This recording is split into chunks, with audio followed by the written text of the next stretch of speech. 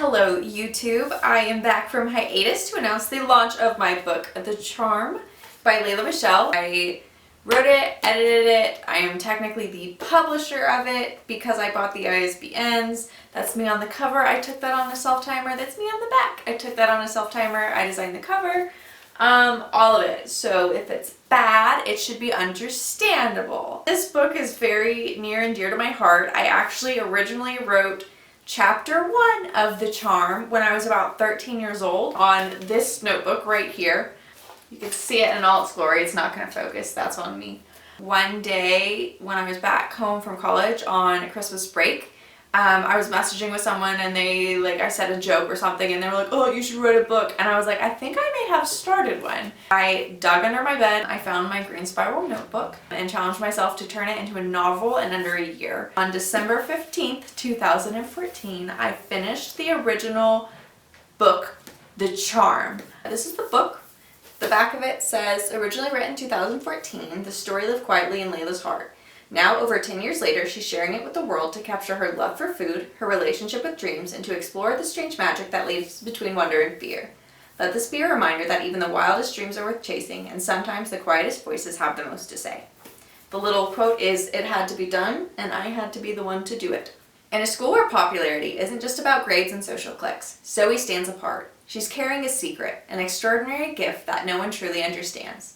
As the boundaries between everyday high school drama and a hidden world of powers and peril blur, every lesson, every whispered rumor, and every unexpected twist forces her to confront her own limits. When a ruthless rival turns from high school queen to a dangerous foe with plans that could unravel time itself, Zoe finds herself at a crossroads. With every turn, she must learn not just to harness her power, but to trust her own courage. Every moment becomes a battle for control over a destiny that threatens to overwhelm her, making one choice stand out above all others. To rise, to fight, and to claim her future on her own terms.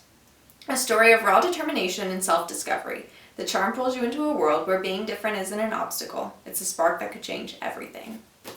I've toyed with the idea of publishing it for over 10 years now. I would read it sometimes and think about it and then just not go forward with it, or be worried about the spelling or the grammar. It just became a part of me that I didn't really want to give up. Recently, I kind of looked back into it. I found it on my computer a few months ago, and I decided it was finally time. I was able to go to KDP, which is Kindle Direct Publishing through Amazon. This is actually available in ebook, hardcover, and paperback.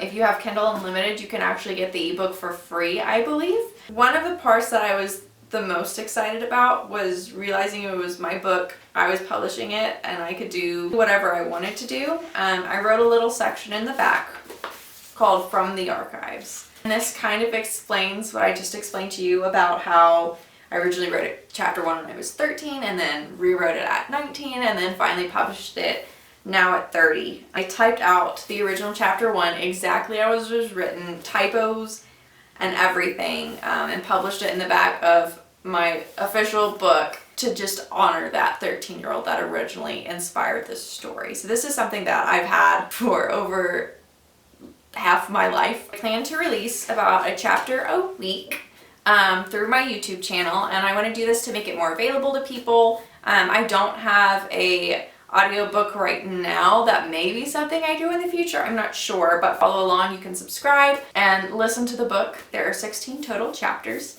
so hopefully over the next few months we will read this together. I'm actually going to start the series by reading the original chapter 1. It's terrible. I promise the rest of the book is much better than this. So I hope you enjoy the original chapter 1. As you all probably know, school can be very hard. I can't forget the constant need to be at the top of the popularity food chain. This all makes being a 16-year-old very difficult, especially when the meanest girl in high school's mom turns out to be an evil genius, working to get rid of you because it turns out you're the only one that can stop her from becoming the most powerful person on the face of the planet. Well, as you probably figured out, I'm that 16-year-old. Too bad the evil genius's daughter is Ashley. Her turns out to be ranked number 1 on my school's cool list.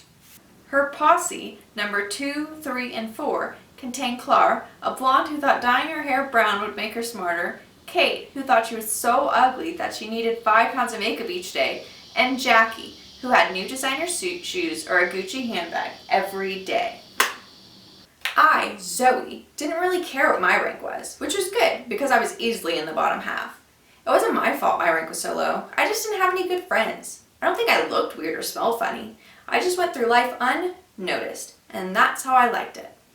At least I was unnoticed until Matt, the most popular guy in school, who's been wanted by Ashley since 5th grade, started talking to me. He knew Ashley was nothing but trouble, which is why he never talked to her, which drove her crazy. So when he started talking to me, guess who Ashley decided to mess with? She started spreading stupid rumors about me and putting kiddish stickers on my locker, which wasn't that bad, but it was enough to get the whole school laughing at me. At the beginning of Spanish class, Senor Manuel told everyone that they needed to find a partner for an upcoming project. Ashley immediately turned around to ask Matt, but was too late because he was already walking over to me. Why? I had no idea. Idea was capitalized. But there he was, in front of my desk, and there she was, red-faced and angry. I knew she was going to find a way to destroy me. I wasn't sure how, but she would find a way. The next day, Senor Manuel told us to write a page essay on Dia de los Muertos, all in Spanish. I just had a little bit more to write when Ashley got up to refill her water bottle. As she walked by me, she accidentally broke her ink pen all over my paper. I was so mad, and I only had 10 mins left in class. She just stood there like she had no idea, capitalize again, how it happened. And Senor Manuel said, "It all right," and he would let me turn it in tomorrow. I wanted to hit her so hard, that way she wouldn't mess with me again, but I couldn't, considering the fact that Senor Manuel was standing right next to me. Ashley settled back into her desk, drinking her water from her almost completed paper right under the bottom of her water bottle. I sat there, wishing her bottle would just burst and ruin her paper, and just seconds later, the bottom of it exploded, ruining her paper, clothes, makeup, and hair. My mouth dropped wide open, then Matt looked at me and smiled. At that moment, I wasn't exactly sure if I did that, but how could? I was on the other side of the room. If it wasn't me, then why was Matt smiling at me? Did he know something I didn't? But I tried not to pay attention to that. I did pay attention, though, to Ashley shrieking as her eyeliner ran. This time, she was the one getting laughed at. Senor Manuel sat at his desk, trying to figure out how it managed to explode. Thinking someone shot through the window without being sure, or cracking the window, told everyone to be quiet and sit against the wall as he turned off the lights and bolted the door shut. As our class dashed towards the back of the room, Matt slipped me a piece of paper and pen. When we were all still, I opened the paper. It read, "Hey, I need to talk to you about something. Please write your number, like £, down so I can call you tonight. Oh, and don't forget to hand this back to me after class."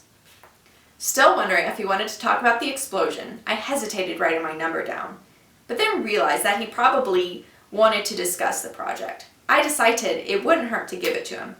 After Senor Manuel decided that it was safe to come out of hiding. Hoping to make people forget about her little incident, Ashley tripped me, making me land on my face. Lucky for her, I was the one being laughed at now. "Hey Zoe!" I turned around to see Matt walking towards me. He reached out his hand. "Are you alright?" "Yeah, I'm fine, thanks." "Why are you helping her? I'm the one whose water bottle exploded." Ashley butted in while shoving me away. "Maybe it's because she isn't an out-of-control diva like you, Ashley." With her teeth clenched, she stormed out of the classroom. Passing by in the hall, Claire stopped me saying, "You know Matt is just using you so he can get a good grade in Spanish, don't you?" "Well, you don't have to ask for a girl's phone number to get an A on a project, but you know that, didn't you?" She mumbled something, then left. The bell rang. Finally, the worst day of my life was over. But everything that had happened that day was still running through my head.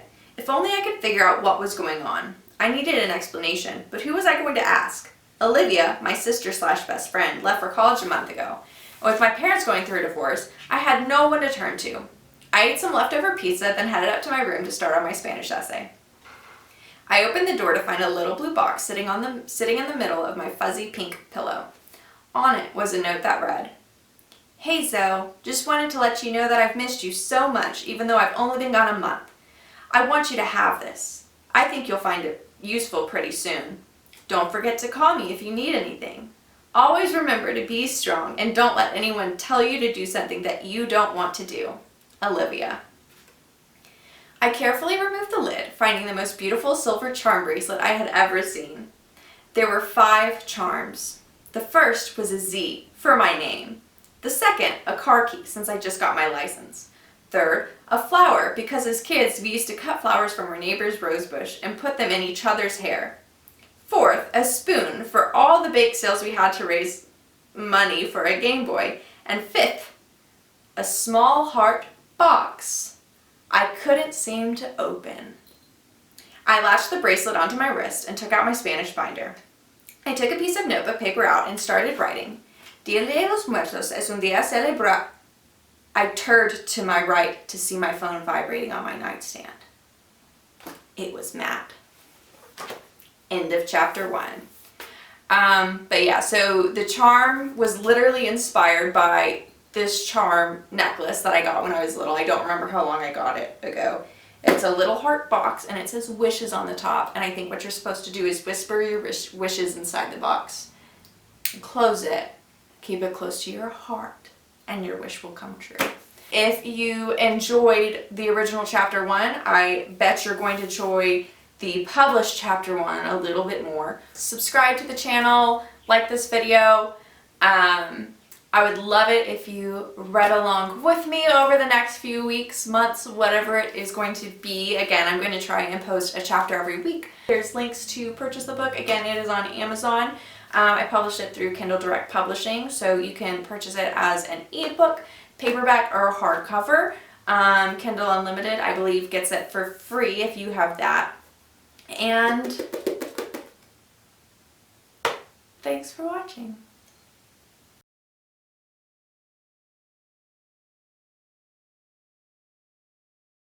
Do you want to say hi, girls? Do you want to say hi? Alright, there's Lillian. Some of y'all may remember her as Princess Tiger Lily. You want to say hi? Yeah, say hi. Oh, she saw a bird. Sorry, guys. And then this is Penny. She is zonked. She just turned 1. She's a good girl, too. Her and Lillian are best sisters now. Best sisters, best friends. She's the Olivia to the Zoe. So, say bye. Okay. A blonde who thought, Penny, no, no, no.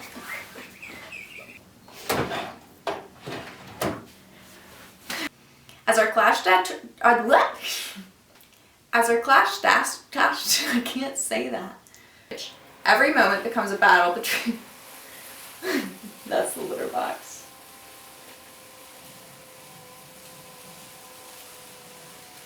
Please forgive me. I was 13. I didn't know any better.